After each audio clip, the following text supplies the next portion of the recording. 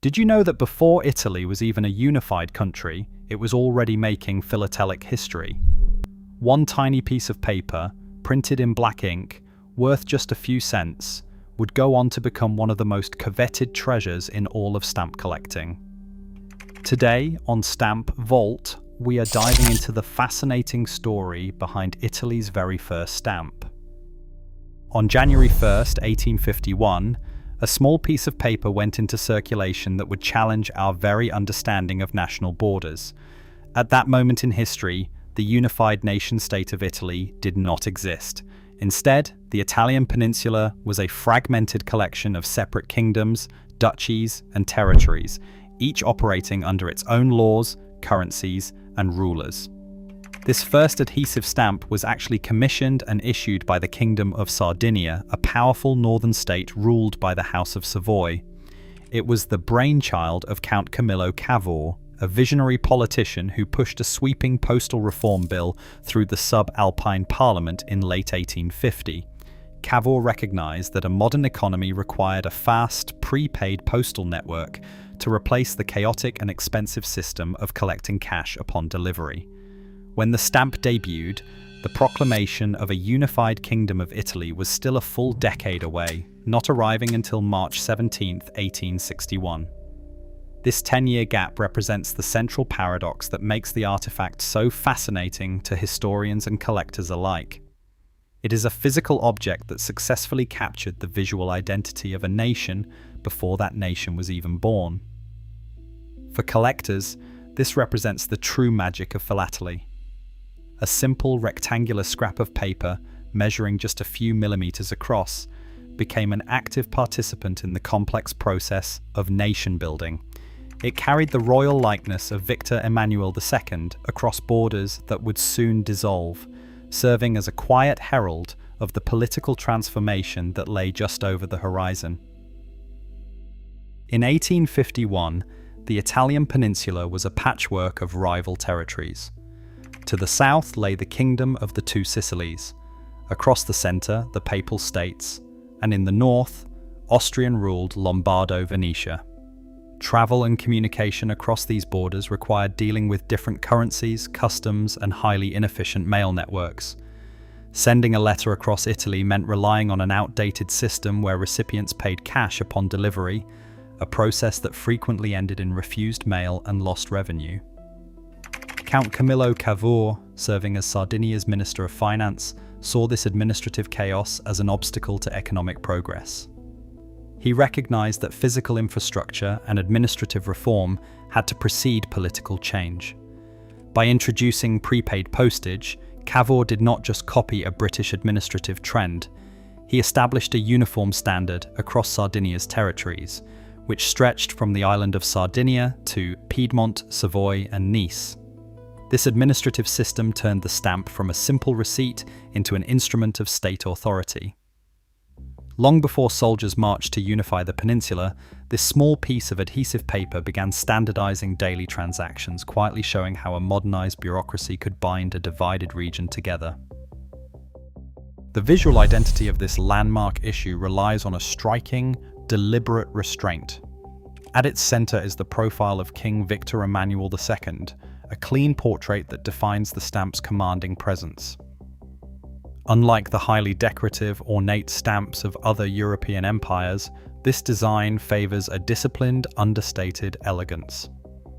The earliest issues presented this royal likeness in solid, singular tones: a stark black, a rich indigo blue, and a soft rose.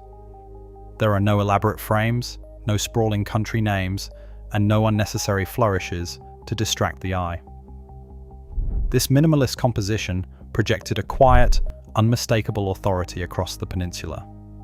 For collectors, the beauty of the 1851 issue lies precisely in this lack of pretense. It is a design that did not need to shout to be noticed. By stripping away the ornamental clutter typical of the era, the printer created a timeless aesthetic that would define the visual language of Italian postage for decades. In its quiet simplicity, the stamp became a miniature monument, a clean, powerful symbol of a state preparing to claim its place on the modern stage. To bring this design to life, the Sardinian government turned to Francesco Matreri, a Turin printer whose modest workshop normally produced patent medicine labels. Facing a tight deadline and lacking expensive engraving machinery, Matreri relied on lithography. In his compact workshop, he prepared heavy limestone slabs, grinding and polishing each block to a mirror finish. Using a greasy crayon, he hand-drew the king's profile directly onto the smooth stone surface. He then chemically treated the slab, making the non-image areas attract water, while the drawn lines accepted the oil-based ink. Running the stones through a single hand-driven press transferred the ink onto plain, unwatermarked paper. This flat, chemical process meant the entire 1851 run was printed in single-color passes of black, blue, and rose. There was no embossing at this stage, just an artisan working with stone and ink to manufacture a nation's first stamps. The resulting sheets were uniform but simple, born of resourcefulness rather than advanced industrial technology. When these sheets left Francesco Matreri's workshop, they lacked a feature modern collectors take for granted: perforations. In 1851, the technology to punch neat rows of holes between stamps was not yet standard in Sardinia. The stamps printed as a solid grid, requiring postal clerks to slice individual specimens from the sheet by hand using scissors or desk knives. This manual process turned every transaction into a test of precision under daily pressure. Clerks working at busy post office counters had to cut quickly, often resulting in uneven edges, sliced borders, or cropped designs.